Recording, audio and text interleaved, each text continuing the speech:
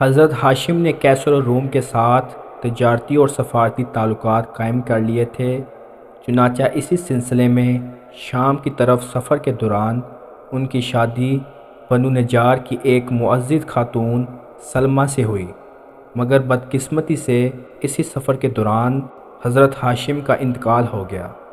ان کی وفات کے بعد ان کا ایک بیٹا پیدا ہوا جس کا نام شیبہ رکھا گیا، مگر چونکہ شیبہ کو ان کے چچا مطلب بن عبد مناف نے پالا پوسا تو شیبہ کو عبد المطلب یعنی مطلب کا غلام کہا جانے لگا، اور پھر انہیں تاریخ نے ہمیشہ اسی نام سے یاد رکھا۔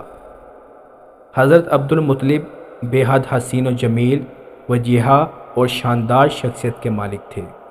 اللہ نے انہیں بے حد عزت سے نوازا اور وہ قریش مکہ کے اہم ترین سردار بنے۔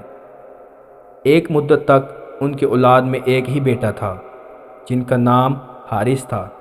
حضرت عبد المطلب کو بہت خواہش تھی کہ وہ کثیر اولاد والے ہوں، چنانچہ انہوں نے منت مانی کہ اگر اللہ ان کو 10 بیٹے عطا کرے گا اور وہ سب نوجوانی کی عمر تک پہنچ جائیں گے تو وہ اپنا ایک بیٹا اللہ کی راہ میں قربان کر دیں گے۔ اللہ نے ان کی دعا اور منت کو شرف قبولیت بخشا اور ان کے 10 یا 12 بیٹے پیدا ہوئے، جن میں سے ایک جناب حضرت عبداللہ تھے۔ آپ حضرت عبد المطلب کے سب سے چھوٹے بیٹے تھے اور نہ صرف اپنے والد کے بلکہ پورے خاندان کے بہت چہیتے تھے۔ حضرت عبد المطلب کو ان سے بہت محبت تھی۔ 10 بیٹوں کی پیدائش کے بعد جب تمام کے تمام نوجوانی کی عمر کو پہنچے تو حضرت عبد المطلب کو اپنی منت یاد آئی، چنانچہ وہ اپنے سب بیٹوں کو لے کر حرم کعبہ میں پہنچ گئے۔ جب عربوں کے مخصوص طریقے سے قرآن اندازی کی گئی تو قرآن حضرت عبداللہ کے نام نکلا۔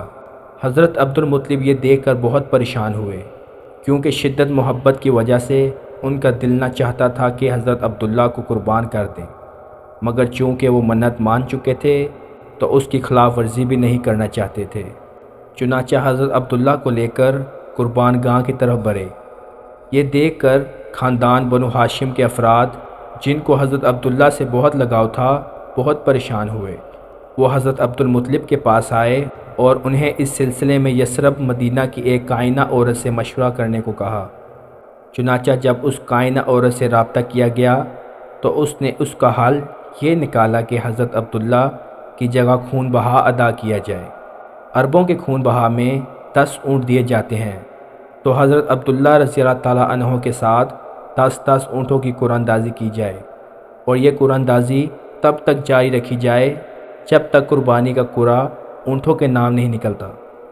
چنانچہ ایسے ہی کیا گیا اور بالآخر 10ویں بار قرعہ حضرت عبداللہ رضی اللہ تعالیٰ عنہ کے بجائے اونٹوں پر نکلا۔ اسی طرح ان کی جگہ 100 اونٹوں کو قربان کیا گیا۔ حضرت عبداللہ رضی اللہ تعالیٰ عنہ کی شادی بنو زہرہ کے سردار وہب بن عبد مناف کی بیٹی جناب حضرت آمنہ رضی اللہ تعالیٰ عنہا سے ہوئی، جن کے باطن سے تاجدار دو جہاں حضرت محمد صلی اللہ علیہ وآلہ وسلم کی ولادت مبارکہ ہوئی۔ اس سے پہلے کہ ہم باقاعدہ آغاز کریں، ضروری ہے کہ ہم لوگوں کو آپ صلی اللہ علیہ وآلہ وسلم کی ولادت مبارکہ کے وقت قریش مکہ کے مذہبی، سیاسی، معاشرتی، معاشی اور تمدنی حالات سے روشناس کرایا جائے۔ آپ صلی اللہ علیہ وآلہ وسلم کی پیدائش مبارکہ سے صرف 50 دن پہلے ظہور پذیر ہونے والے واقعہ عمل فعل سے بھی آگاہ کیا جائے، جب حبشی نژاد ابرہہ خانہ کعبہ کو گرانے کے ارادے سے مکہ پر حملہ آور ہوا۔ آج کی ویڈیو میں ہمارا ساتھ یہیں تک تھا۔ انشاءاللہ ملتے ہیں اگلی ویڈیو میں، تب تک کے لیے اللہ نگہبان۔